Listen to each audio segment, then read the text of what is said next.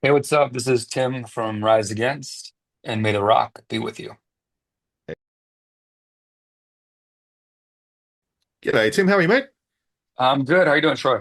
Excellent. Thanks for your time, man. Appreciate it. Yeah, absolutely. Sorry I'm late. Oh, that's all right. Welcome to May the Rock be with you, mate. It's the first time we've spoken. I've spoken to Joe a few times before, so it's a pleasure to Oh, talk to you nice. finally. So it's awesome, man. Mhm. Now, of course, we're here because Rise Against has a brand new album coming with Ricochet. What are your feelings like around release time? Oh man. I guess every record has been a little bit different, and this is like our 10th record. Mm. Um, the way I'm feeling now is like an intense relief. Like it's like nice to get this thing. A record sometimes can feel like a secret that you're holding back that you just want to tell people. It can feel like a gift that you bought somebody way too early, like for their birthday or for Christmas, that you're just like, I can't, I have to tell them, I have to show them.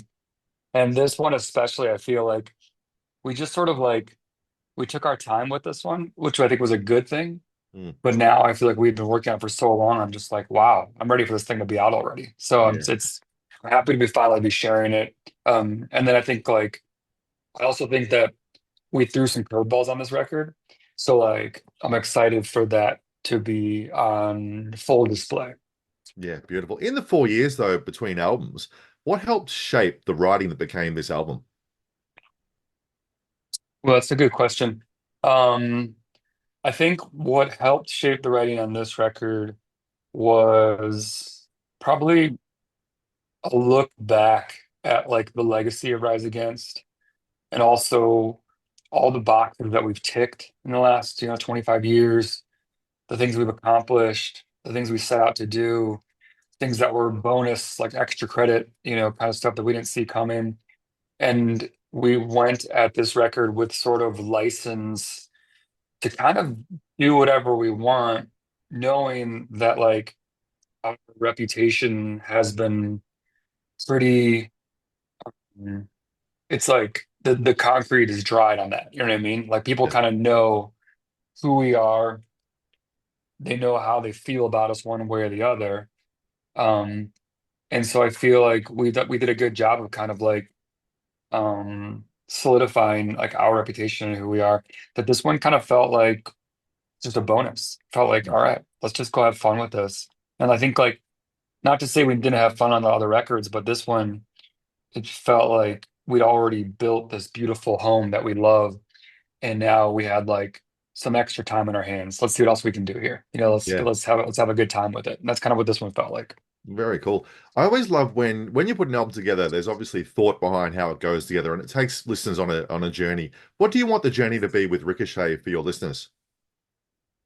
The most important takeaway from this record that I would love people to take away is this one doesn't sound like the other ones. You know what I mean? I feel like that was because I don't really know how to write songs that the world will for sure love. You know what I mean? I don't know how to craft hits or like compete with like Billboard pop, artists or whatever. I don't even really know what a Rise Against fan in 2025 is looking for in our band. You know what I mean? Hmm. And then with like 9 records out there, people came on to our train at different stations. You know what I mean? Yep. So like some people have been on since the origin, and some people just came on a few records ago. And whatever station you came on at, that's your favorite spot. You know what I mean? That's like what you identify with. So I don't really know who the Rise Against fan is in 2025. Um, and so I'm not going to try to like cater to that or create something um, that is like desperately seeking approval. You know what I mean? And instead, we were just like, let's just make something that doesn't sound like the other records, And I think we accomplished that. Yeah, very cool. I always love picking out a song that isn't a single so far, right? So the ones that have come out have been amazing. Nod is a phenomenal start to a record and great song. But the one that stood out Thank for you. me was Soldier. Now, is there Oh a yeah. story behind that song? Can you tell us a bit about that one? Yeah, I think I wanted to write a song that was talking about blind faith in anything. Blind faith in a cause, blind faith in a person, unquestioned faith in something, and how sort of dangerous that can be, if we don't actually question things that we see as like our articles of faith, you know? Um, and that was sort of the tool or the songwriting tool that I used to do it. I talked about it as if that cause was like an army you joined, but like you no longer identify with it. And so you're stripping off the uniform, you're tearing off the badges, you're saying like, I'm not going to fight for this anymore. It's sort of like a come to Jesus moment where like you realize like this thing that I've been fighting for, I believed in, I've reevaluated, or this person that I believed in, I realize is bringing me down, and I'm not going to enable this or fight for this anymore. And that's kind of where Soldier came from. Yeah, very cool. I did want to ask about working with Catherine Marks producing the album because why was she the perfect choice for the album? What did she bring to the band that you may not have done in the past? So she was the biggest ingredient to our pot that was different Mm, than we've ever put in the recipe before. You know what I mean? Because we've, six of the 10 Rise Against records now um, were made at the same studio with the same people, which are an amazing production team, and I'm sure we'll work with them again. And they've helped us craft our signature sound. Um, and so we wanted to go sort of as far away from that as possible. And so we chose somebody who had worked and excelled working with like different kinds of bands like Boy Genius, Manchester Orchestra, St. Vincent. And also somebody who was like not so familiar with Rise Against that mm, she would be beholden to make it sound a certain way. You know what I mean? Like you must make Rise Against sound just like they've always sounded. She didn't care about that. She just met us as four guys making music in a room, just banging on instruments, and she was hearing songs for the first time and not comparing them to like previous songs or previous sounds or whatever. And that's why we chose her. That's what we love about her. mm. And I guess the most important, we just kind of hit it off with her, and just like had a good time. And that's like important, when you like you want when you're going to spend a lot of time with somebody. And so Catherine was like a real key ingredient to this whole process and the thing that really forced us in a good way outside of our comfort zone. Yeah, the thing with that is now you found someone new that you've brought in. Do you then continue on with that person, or do you stick with that formula and go with someone new again and have a different sound all over again Yeah, we'll cross that bridge when we come to it in for four sure. years? Yeah, exactly. Yeah. Now, when you look back to your first album, is there anything that you took from that experience that you continue to use to this day when making records? Ooh, did you say our first album? Yeah. Um, yeah, I mean, God, we were so raw and inexperienced and had no idea what we were doing and no idea if anyone was ever going to listen to it. You know what I mean? Yeah. I know as a vocalist, I was, very untrained. You know what I mean? Like kind of the first band I ever just sung for, I always kind of able to hide behind a guitar more. As a band, we weren't quite a band yet. We were different entities. We weren't gelling as four people finding a common cause yet. Mm, And so we weren't able to really carve out our identity in a very collaborative way. And we became more of a collaborative band.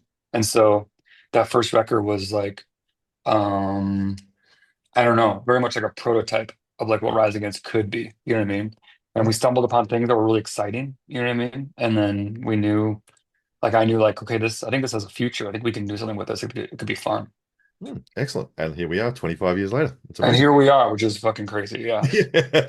Now, you were here in Australia for a couple of shows last year, but when do you think we might see you back for some more shows? We are conspiring as we speak to get back. It won't be this year, but we're definitely hoping to be in Australia next year. All right, always good to know. Now, after over 25 years in the band, it can be very easy to say what can change over time. What's the one Mhm. thing, though, that's always remained the same about Rise Against?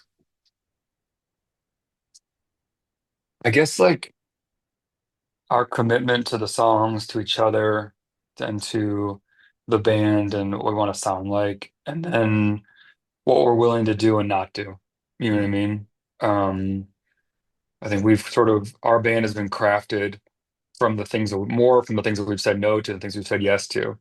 And I think that's built a trust between us and our fans. And so I think that the four of us we're good like checks and balances for each other, like mm.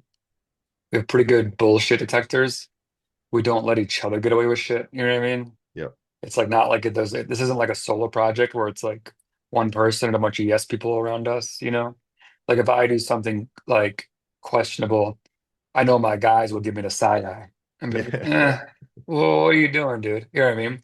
And those are the guys I've been in, a van and trailer with for 25 years. So Yep. like, we sort of we can't slip anything by each other, you know. That's great. Cool. Hey, as a songwriter, people treat their songs like children, right? Is there one song out of your entire catalog that stands out for you that maybe flies under the radar that you'd love people to listen to?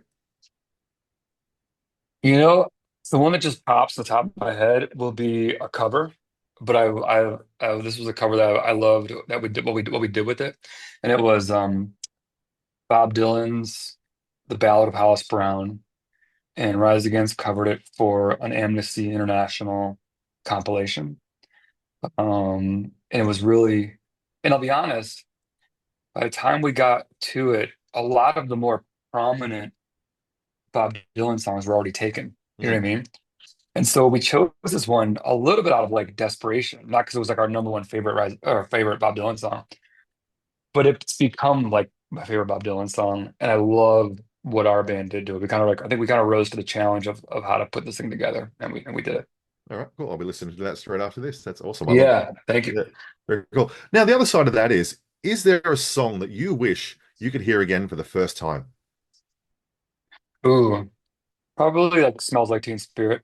Yeah, right. Like I I remember remember the hearing first time I that. heard it, it was insane. Yeah, it was Uh, insane. Yeah, it was like I was already getting into alternative music around that time, but I think to hear that song particularly, you just knew you were hearing something totally different. It was like an alien sound, mhm. like and I don't little did we know it was gonna change mainstream music. It was gonna change from pop and hair metal dominating the charts to all of a sudden you're gonna see more people that look like Chris Cornell and Eddie Vedder on your Mhm. TVs. And so I think that was huge, and it really opened the door for what was happening in like the underground, what had been percolating for a long time, the college rock scene and all those things like that. So, but I can still kind of, I was probably, I don't know, that would have been like 91 probably that came Yeah, out, I would yeah. imagine. So yeah, I was